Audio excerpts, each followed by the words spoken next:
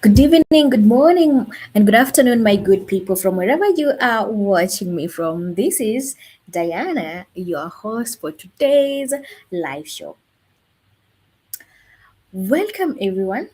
And today we are going to talk about something many people don't think about it until it's too late. And this is language in healthcare. Imagine you are in a foreign country, you suddenly become sick. How, but you can't explain how you are feeling and you cannot explain what's wrong with you. How would you ask for help? How would the doctor know what you are feeling or how you are feeling? So, today we will explore why language can literally save lives. And I'll also teach you some useful Swahili phrases that could help you in a medical emergency.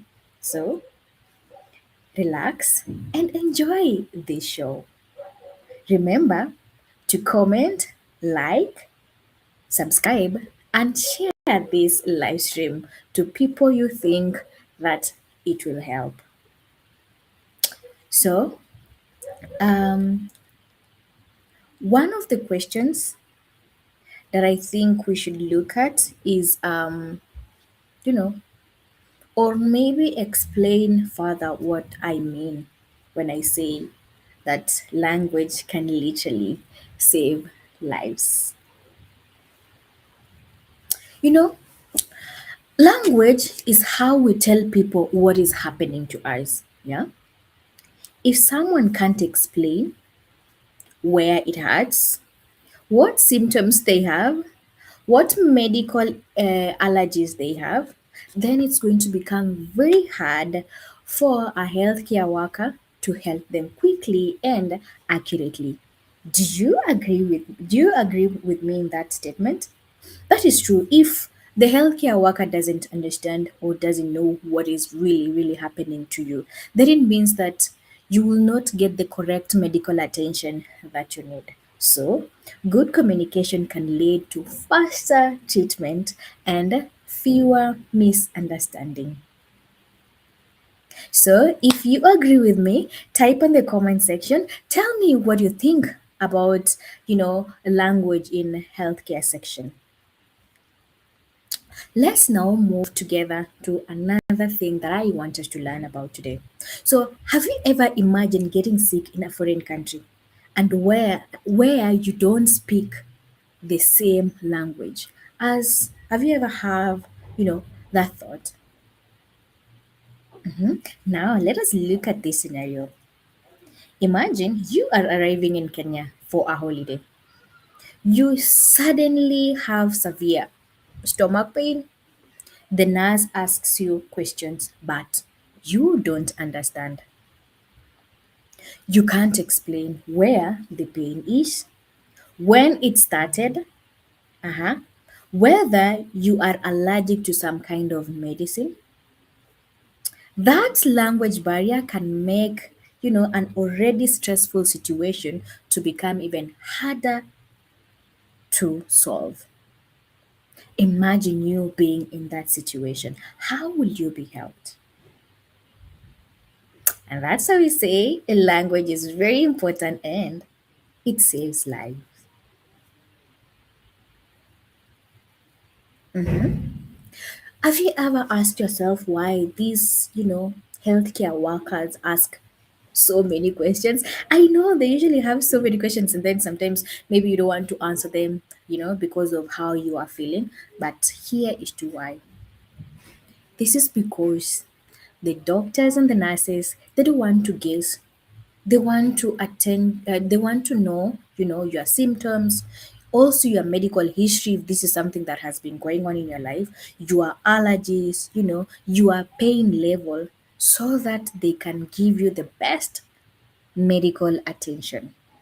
So, these doctors, these nurses rely on communication to understand that.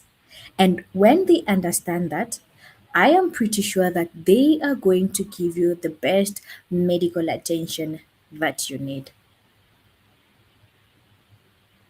Now, how can, learning just a few Swahili words make a difference? Actually, they will make a very big difference. Here is to how, you know. First, you don't need to be fluent. Yeah, just know a few words that are going to help you. Yeah, and know those that can ask for help, describe the pain that you have, understand basic instructions, and feel more confident when you are saying this. A few words can reduce fear, and it can also improve communication. Can you imagine that? As long as you know a little, it is going to help you, and the people around you are going to know what is happening in your body or with your body. Now, let us look at us a few phrases that you can use in case you find yourself in a foreign country. You find yourself in Kenya, you cannot speak lots of Swahili, and you are unwell. These are some of the few vocabulary or phrases that are going to help you. One of them is I am sick. Naumwa. Mhm. Naumwa. Or we can say ninaumwa. We use this when you need to tell someone you are not feeling well. So you can, if you are already in a hospital, you can just say, tell the nurse or the doctor, ninaumwa. So this is when you're telling someone that you are not feeling well. Another one, another phrase is, I have a headache. I have a headache. Naumwa na kichwa. Naumwa na kichwa. You use this when your head is painful. Uh-huh. You can also use signs to show where it hurts. Another phrase is, I have a stomach ache. I have a stomach ache. Naumwa na tumbo. Naumwa na tumbo. Or you can say ninaumwa na tumbo. You use this when your stomach hurts.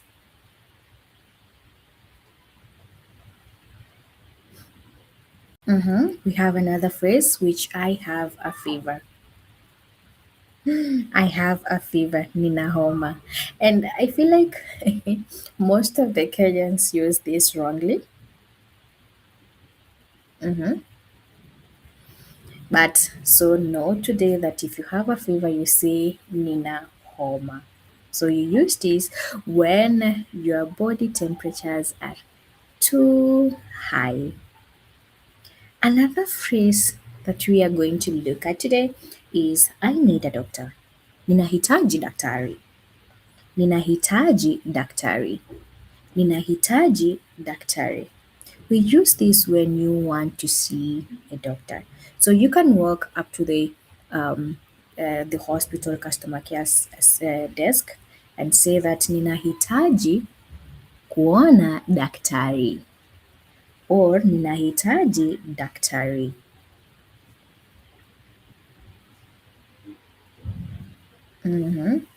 Please help me. Please help me. Tafadhali nisaidie. Tafadhali nisaidie. We use this when we need assistance. So if you need help and you're already in the hospital, you use this and say, Tafadhali nisaidie. Another phrase is thank you. Thank you, which means asante. So that nurse has helped you, you know. So you simply say thank you. And this simple word goes a long way. And then We have, where is the hospital? Where is the hospital? Hospitali iko wapi? Hospitali iko wapi? Mhm. So we use this phrase when we want to find out where the hospital is. So we'll use this when we're asking someone to show us direction or to give us direction of where the hospital is. Mhm. Now, the last one that we are going to see here, this is a quick tip. Uh-huh. So, one of the quick tips is that speak slowly and clearly. So, when you are addressing the doctors, the nurses, and yeah, you speak, you know, slowly and clearly. Also, remember to use simple words. I know that doctor, that nurse will definitely understand you when you use those simple words. Again, remember to be polite and respectful. So, one last thing is that a few words can definitely make a very big difference. Have you ever imagined that? Just a little. Remember, as we started with saying, we say that you don't need to know lots of words. Just a few words can make a very, very big difference. So do not say that, oh, um, I don't know lots of Swahili words. No, that little that you know can make a very big difference. Mhm. Now, why do you think that, you know, listening is just as important as speaking? You know? So, what we need to know is that communication isn't just about talking. No, it's not about talking. It is also about, listening carefully. So these healthcare workers need to listen to understand. So they need to listen to understand your concerns. And patients need to listen to instruction, about, medicine treatment and also the follow-up care. So you see, you understand what I mean? Hmm? Like this communication is not just about talking. No. It is also about listening very carefully. So the healthcare workers need to listen to us when we are telling them about our concerns. And as patients, you also need to listen to the instructions about, the medicine, the treatment, and the follow-up care that they are going to give you. So remember, good communication goes both ways. Yeah, from you as a patient and this healthcare worker. Isn't that amazing? Yeah. Have you ever asked yourself whether a language can, provide comfort? I think yes, a language can literally provide comfort. Now, let us look at this scenario. Imagine you being scared. You are scared, you are in pain, and you are just far from home. Remember, you are in a foreign country. And then someone speaks to you in a language that you understand. Uh-huh. How do you feel immediately you hear that? Eh?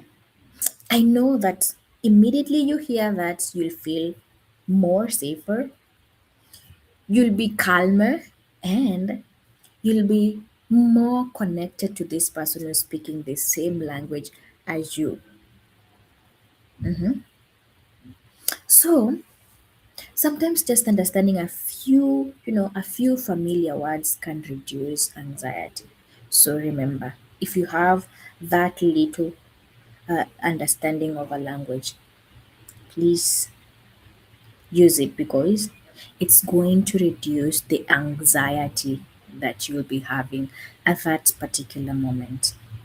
It will make, you know, It will make your body, yeah, feel calmer.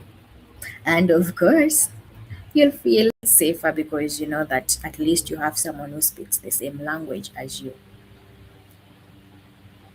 Yeah. Mm-hmm.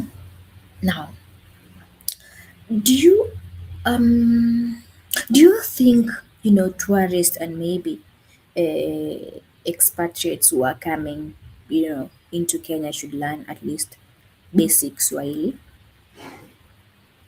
Tell me in the comment section what you think about that. Do you think someone who is coming from Canada, Australia, and he or she is a tourist or an expatriate learn, some basic Swahili?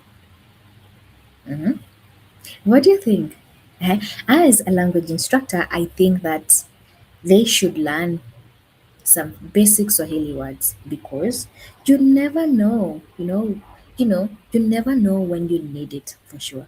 You never know when you need it. So learning basic Swahili words will help you ask for directions, buy medicine in case you need them, communicate communicate if there is an emergency, and it will also help you show respect for local people. That is very important. And again, this will help you build what you call a meaningful connection to the people who are in that particular place that you are going to visit. So it's not just about the convenience that the language will literally bring to you as someone who is learning. No, it is about the confidence and the connection that you are going to create when you talk to these people with similar language. Hmm. Isn't that amazing? Okay, so now I want us to uh, look at this, have a little bit interaction. Now, if you could only learn one Swahili phrase for an emergency, which one would you choose? Type on the comment section what you choose. Let's say you need to learn just one Swahili phrase that you are going to use when there's an emergency. Which one would you choose? I'll be looking at the comment section to see what you are saying, the phrases that you would be using, and the one that you would be willing to learn. Or have you ever experienced language barrier while traveling? Have you ever experienced language barrier you know while traveling? How was it? How did you feel about it? Was it hard for you to communicate with people who are there? How did you deal with that situation? Tell me on the comment section. Which which is that one Swahili phrase that you would want to learn in case of an emergency? And another one is, have you ever experienced language barrier while you are traveling? How was it? How did you deal with that situation? Did you feel embarrassed? Were you helped if you needed help then? Tell me in the comment section and I'll be looking at them one by one.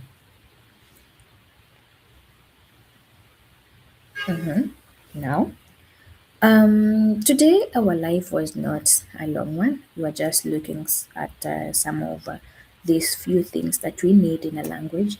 We need the reason as to why we need to learn a language in case we go to a foreign country. Not a actually, if you come to visit Kenya.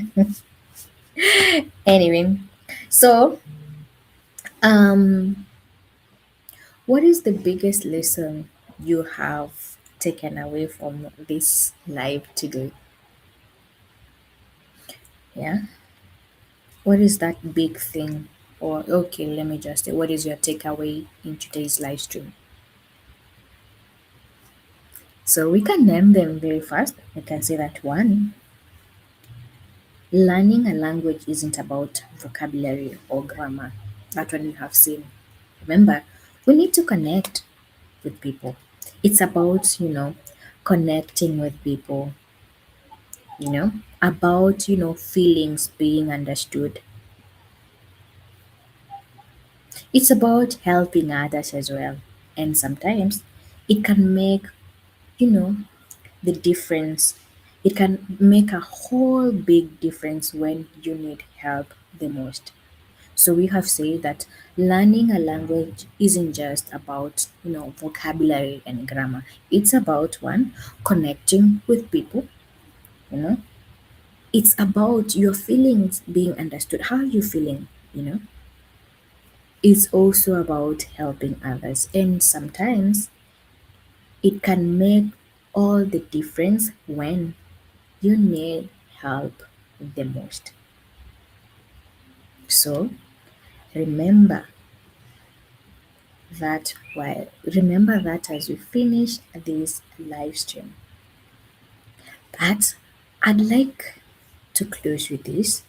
Um, I hope that today's conversation has inspired you to see language learning in a new way. I know a lot of parents, only know maybe a few section of it, but let this conversation inspire you to see language learning in a new way. And every word you learn is more than just a vocabulary. So every word you learn is more than just a vocabulary. It is a bridge to another person. Remember, this is how you connect. Okay? It is a bridge to another person. We can also say that and it's a bridge to another person, another culture, and sometimes even to help you when you need something or when you are in a difficult moment. Yeah. So I remember when I was doing homeschooling, I was teaching um, someone who was in year, I think she was in year 8, and she was telling me the reason as to why she's doing Swahili or Kiswahili is because she wants to get into the medical, uh, sector. She wants to study medicine, and for sure, you need these languages so that you can be in a position of communicating with patients. Remember, if the patient says that there is no language barrier or you understand each other properly, they are going to tell you everything they feel without, feeling ashamed, you know, and they will be in a position of having confidence all the way. So, if you enjoyed this live stream, do not forget to share, subscribe, and if you're ready to learn practical Swahili every day, for travel and meaningful connection, join us at Tayari.live. And I have to tell you something. This coming August, we have a Swahili camp in Diani, Upani. It is 5 days and 4 nights of enjoyment. Bring your kids and let's explore this beautiful, beautiful language together.